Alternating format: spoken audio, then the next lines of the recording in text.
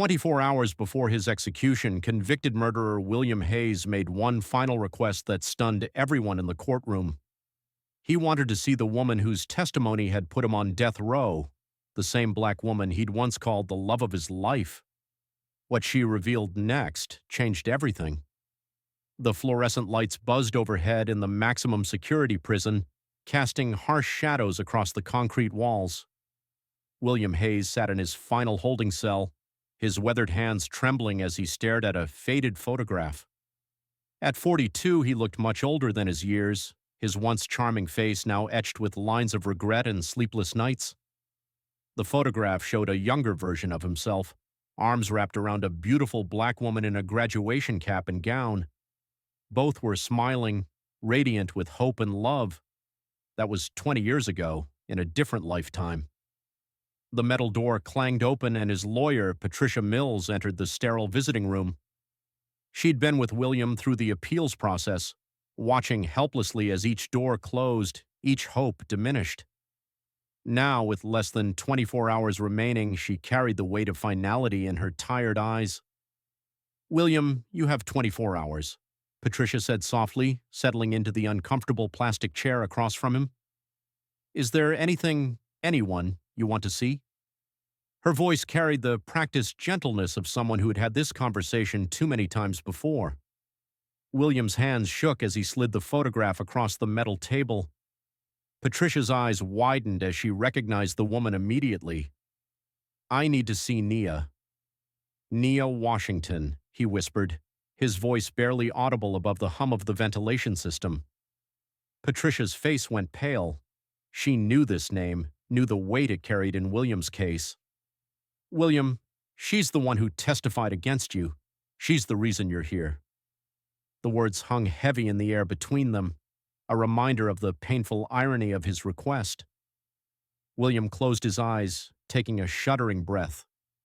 "I know, but there's something she needs to hear before I die, something I should have said 20 years ago." Across town, Nia Washington was ending another long day at the community center where she worked as a social worker. At 40, she had rebuilt her life piece by piece, dedicating herself to helping children who, like her, had faced seemingly insurmountable obstacles. Her office walls were covered with certificates, thank you letters, and photos of the kids she'd helped over the years. Each one represented a small victory, a life redirected toward hope. When her phone rang that evening, she almost didn't answer. The day had been particularly challenging, and she was looking forward to the quiet solitude of her modest apartment. But something made her pick up. "Miss Washington, this is Patricia Mills. I'm calling about William Hayes." The coffee mug slipped from Nia's hands, shattering on the kitchen floor. The sound seemed to echo through her apartment, mirroring the fragmentation of the carefully constructed piece she'd built around herself. She hadn't heard that name spoken aloud in years, though it haunted her thoughts more often than she cared to admit. "He's asked to see you," Patricia continued gently. "Tomorrow, before." She didn't need to finish the sentence. Everyone knew what tomorrow meant for William Hayes. Nia stared at herself in the bathroom mirror that night, her fingers unconsciously tracing a barely visible scar on her neck, a reminder of choices made and prices paid. "I promised myself I'd never see him again," she whispered to her reflection, but even as she said the words, she knew she would go. Some chapters couldn't be closed without facing the final page. The next morning, Nia drove through the city she'd called home for 20 years, past the university where her life had taken its first devastating turn, past the courthouse where she'd testified with a voice that barely shook, past all the places where her younger self had dreamed of a different future. She wore a simple black dress, her natural hair pulled back in a way that made her look both professional and vulnerable. The prison visiting room was exactly what she'd expected: stark white walls, harsh fluorescent lighting, and the persistent smell of disinfectant, trying to mask something deeper and more human. Every step she took seemed to echo, announcing her arrival to the ghosts of her past. William was already seated when she entered, his hands shackled to the metal table. When their eyes met across the room, 20 years of pain, love, betrayal, and regret passed between them in a single moment. He looked older, broken in ways that went beyond physical appearance. She looked stronger, though he could see the cost of that strength in the careful way she held herself. "Nia," his voice broke as he spoke her name. "I'm sorry. For everything. I know saying it now means nothing, but I need you to know." She raised her hand, stopping him mid-sentence. "Don't. Just don't." Her voice was steady, but he could see the effort it took to maintain that composure. But the silence that followed pulled them both back to a time when sorry might have mattered, when words could have changed everything. Back to 2003, when they were young and believed love could conquer the world. Nia had been 20 then, a pre-med student with dreams as big as her smile. She'd worked twice as hard as everyone else, knowing that her path to medical school would be steeper than most. William was 2 years older, the charming son of a prominent family, but when he looked at her, she felt like the only woman in the world. Their relationship had been a source of whispers and stares on campus, but they'd faced it together. Late-night study sessions turned into conversations about their future. He'd practice law, she'd become a doctor, and they'd change the world one case, one patient at a time. It had felt possible then, inevitable even. But families like the Hayes didn't approve of inevitable when it didn't align with their vision of the future. Robert Hayes was a respected judge with political aspirations, and his wife Margaret came from old money and older prejudices. When they discovered their son's relationship with Nia, the reaction was swift and brutal. "Over my dead body will this family be associated with her kind," Margaret had spat during a heated family dinner that William had described to Nia in painful detail. But it wasn't Margaret who delivered the killing blow. It was Robert Hayes, with his cold calculation and surgical precision in destroying what he saw as a threat to the family legacy. The trap was set at William's graduation party, hosted at the Hayes family mansion. Nia had spent her last dollars on a dress she hoped would help her fit in among the crowd of wealthy guests. She'd braided her hair in an elaborate updo and practiced conversations in the mirror, preparing for a night she hoped would mark her acceptance into William's world. Instead, she found herself standing alone in a room full of people who looked at her like she was an intruder in their sacred space. Robert Hayes had approached her with a smile that never reached his eyes. "You must be Nia," he'd said, loud enough for nearby guests to hear. "William has told us so much about you, though I have to wonder, what exactly are your intentions with my son?" The question was loaded, designed to humiliate. The implication was clear. She was there for money, for status, for anything other than love. "People like you," he'd continued with that same cold smile, "always have an agenda when they target families like ours." The words had hit like physical blows, but it wasn't the attack itself that destroyed her. It was William's response. Her boyfriend, the man who'd promised to face the world with her, stood frozen beside his father. Not defending her, not speaking up, just silent, paralyzed by family pressure and his own cowardice. She'd left that night in tears, the beautiful dress she'd bought feeling like a costume she'd worn to play a part she was never meant for. Their relationship ended that night, not with harsh words or dramatic confrontations, but with the deafening silence of abandonment. But Robert Hayes wasn't finished.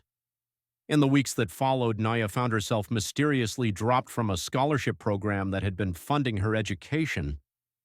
Her part-time job at a research lab suddenly had budget cuts that affected only her position. Applications to medical school that had been promising suddenly went cold. She'd never been able to prove it, but she knew. The Hayes family had decided she was a problem to be eliminated, and they had the power and connections to make it happen systematically and quietly. She'd finished her undergraduate degree working 3 jobs, her dreams of medical school buried under financial necessity, and the bitter knowledge that some battles couldn't be won through determination alone. Now, 20 years later, sitting across from William in a prison visiting room, she could see the man who'd let it all happen trying to find words that might matter. "You want to know why I testified against you, William." Her voice was steady now, professional. It wasn't just about justice. She leaned forward slightly. "Your father destroyed my life after that party. Made sure every door I tried to open got slammed shut.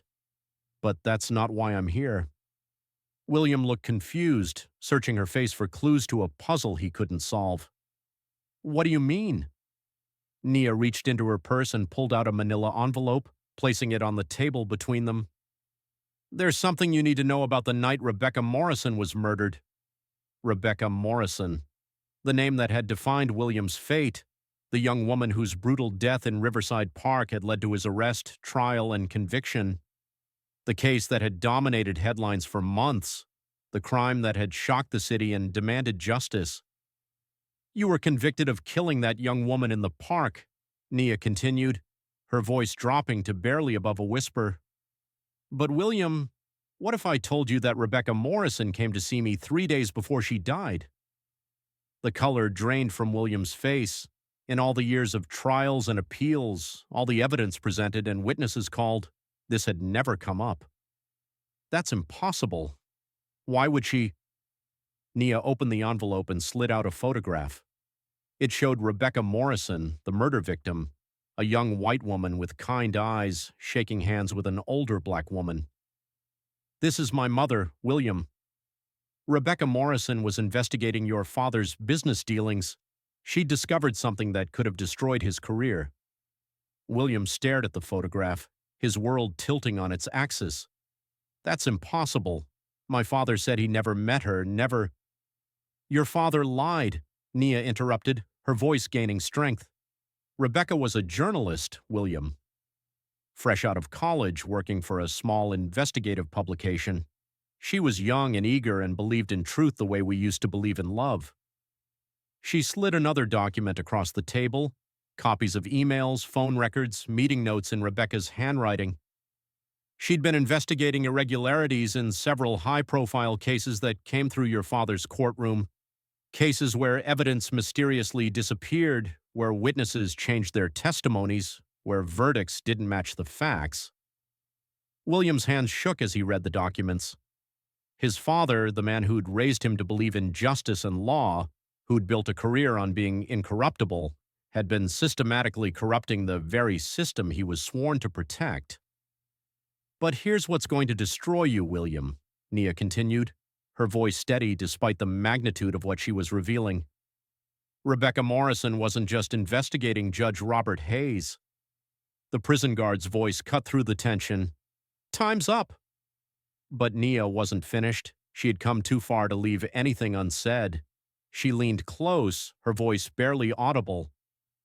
Your father killed Rebecca Morrison, William, and I can prove it.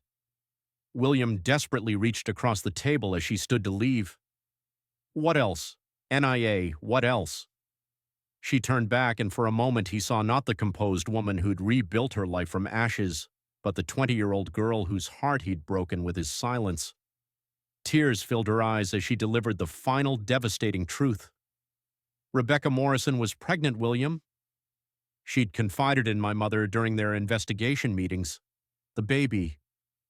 She paused, watching understanding dawn in his eyes. The baby was your father's.